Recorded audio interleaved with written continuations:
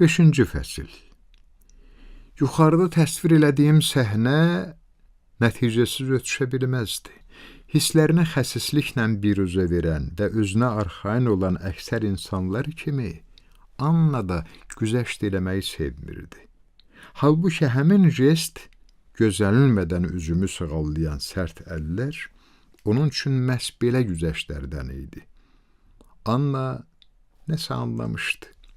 O məni danışmağa vadar eləyə bilərdi, lakin son anda ya rəhmi üstün gəldi, ya da laqeydliyi. Axı mənim dəliliklərimlə barışmaq daha asan idi, nəinki mənimlə əlləşmək, əhliləşdirmək. O qəyyum tərbiyəçi rolunu yalnız borc hissinə görə özlərinə götürüb. Anna düşünürdü ki, atama ərə gedirsə, mənim də qayğımı çəkməyə məcburdur. Mən onun bu daimi narazılığının arxasında acıq ya da daha səthi başqa bir duyğunun gizlənməsinə üstünlük verərdim. Vərdiş onu çox tez azaldardı. Adam onları gizlətməyə özünə boş bilməyəndə özgələrin qüsurlarına tez alışır. Yarım ildən sonra mən Annada yalnız yorğunluq hissi yaradardım. Bağlılıq və yorğunluq. Mən isə bundan yaxşı heç nə arzulamazdım. Amma mən heç vaxt Annada bu hissi yarada bilməyəcəyəm. O özünü bir qədər də haqlı olaraq mənə görə cavabdeh hesab eləyəcək. Çünki mən hələ də tez təsir altına düşürəm. Həm təsir altına düşürəm, həm də çox tərsəm. Beləliklə, Anna özündən narazı idi və bunu mənə də hiss etdirdi. Bir neçə gündən sonra, nahar zamanı, yenə o zəhləm getmiş yay məşğələləri ilə bağlı mübahisə düşdü. Mən ifrat həyasızlığa yol verdim. Hətta atamın xətrinə dəydim. Məsələ onunla bitdi ki, Anna məni otağına salıb qapını kilitlədi, özü də bu zaman heç bir ağır söz demədi. Onun qapını açarla bağladığından xəbərim yox idi. Su içmək istədim, qapıya yaxınlaşdım, dəstəyi vurdum, qapı açılmadı. Onda başa düşdüm ki, kilitlidir. Heç vaxt başıma belə iş gəlməmişdi. Məni dəhşət bürüdü, əsl dəhşət. Pəncərəyə atıldım. Bu yoldan çıxmaq mümkün deyildi. Özümü tamam itirdim. Qapıya cumdum, var gücümlə itələdim, çiynim bərk ağrıdı. Onda dişlərimi sıxaraq kilidi sındırmağa çalışdım. Qapını açsınlar deyə heç kimi köməyə çağırmaq istəmirdim. Bütün cəhdlərim manikür masasını qırmaqla nəticələndi. Gücsüz halda qollarım yanıma salıb otağın ortasında dayandım. Tərpənmirdim. Fikirlərim aydınlaşdıqca məni bürüyən qəribə sakitliyə, dincliyə qulaq verirdim.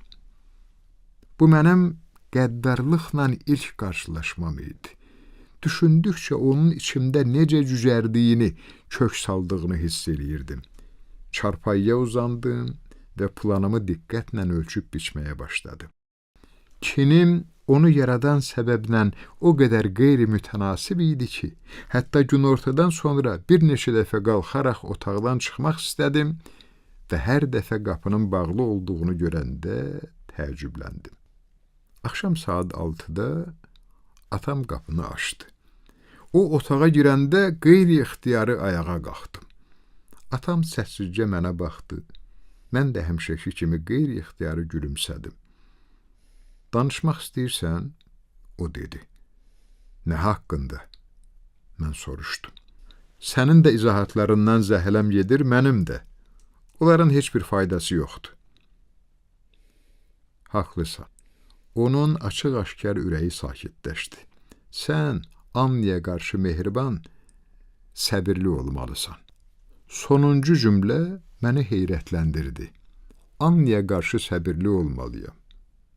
Atam hər şeyi başayaq anlamışdı. Ürəyinin dərinliyində fikirləşirdi ki, Annanı qızına sırıyır, qızını Annaya yox. Mənim xoş gözləntilər üçün bütün əsaslarım vardı. Mən özümü iyrənc apardım, dedim. Annadan üzr istəyəcəm. De görüm, sən xoşbəxtsən? Əlbəttə, mən etinasızlıqla cavab verdim. Üstəlik, Anna ilə birgə yaşamaq çətin olsa, tez ərə gedəcəyəm vəssalam. Bilirdim ki, bu çarə onu kədərləndirəcək.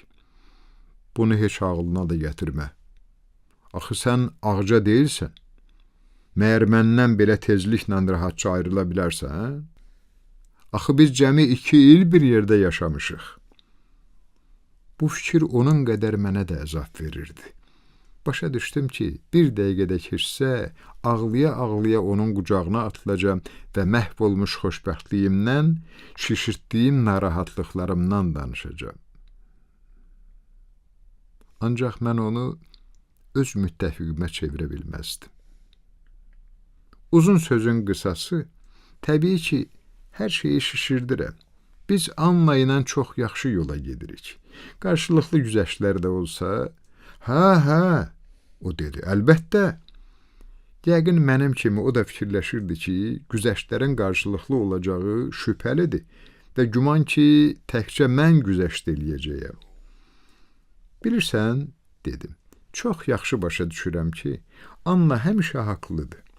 O, bu həyatda daha çox uğur qazanıb, onun yaşamı bizimkindən daha mənalıdır.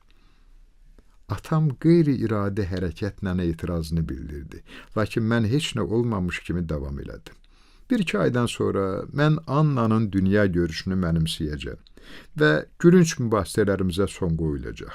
Sadəcə biraz səbirli olmaq lazımdır. O mənə açıq-aşkar çaşqınlıqla baxırdı və qorxu ilə atam gələcək oyunlarda ortağını və deməli müəyyən mənada keçmişini itirirdi. Yaxşı, böyütmə. O zəif səslə etiraz elədi. Boynuma alıram ki, səni yaşına uyğun olmayan bir həyat tərzi keçirməyə vadar eləmişəm. Hərçənd elə mənim də yaşıma uyğun deyil. Amma bizim həyatımız qətiyyən mənasız ya da bədbəxt olmayıb. Yox. Yəni, bu 2 il bizim üçün o qədər qəmli ya da narahat keçməyib. Anna məsələlərə bir başqa cür baxır deyə hər şeyi silib atmaq lazım deyil.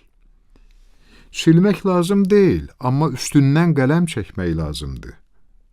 Mən əminliklə dedim. Əlbəttə, zavallı dedi və biz aşağı indik. Mən 1 qram da xəcalət çəkmədən Annadan üzr istədim. O dedi ki, boş şeydir. Mübahisəmizin səbəbi istidir. Mən şən və laqeyd idim. Şərtləşdiyimiz kimi Sirillə Şam talasında görüşdük. Ona nə edəcəklərini başa saldım. O məni qorxu və heyranlıq dolu baxışlarla dinləyirdi. Sonra özünə sarı dartdı, amma gec idi. Evə qayıtmaq vaxtı idi. Ondan ayrılmaq elə çətin idi ki, özüm də təəccübləndim. Əgər Siril məni özünə bağlamaq istəyirdisə, bundan möhkəm bağ tapa bilməzdi. Mənim bədənim onun bədəninə can atırdı. Onun yanında özünü tapırdı, gözəlləşirdi. Sirili ehtirasla öpdüm. Bu axşam məni 1 dəqiqə belə unutmasın, gecə yuxuda görsün deyə onu ağrıtmaq, bir iz qoymaq istəyirdim. Çünki onsuz onun istiliyi, usta toxunuşları, qəfil coşmağı və uzun nəvazişləri olmadan gecə çox uzun sürəcək.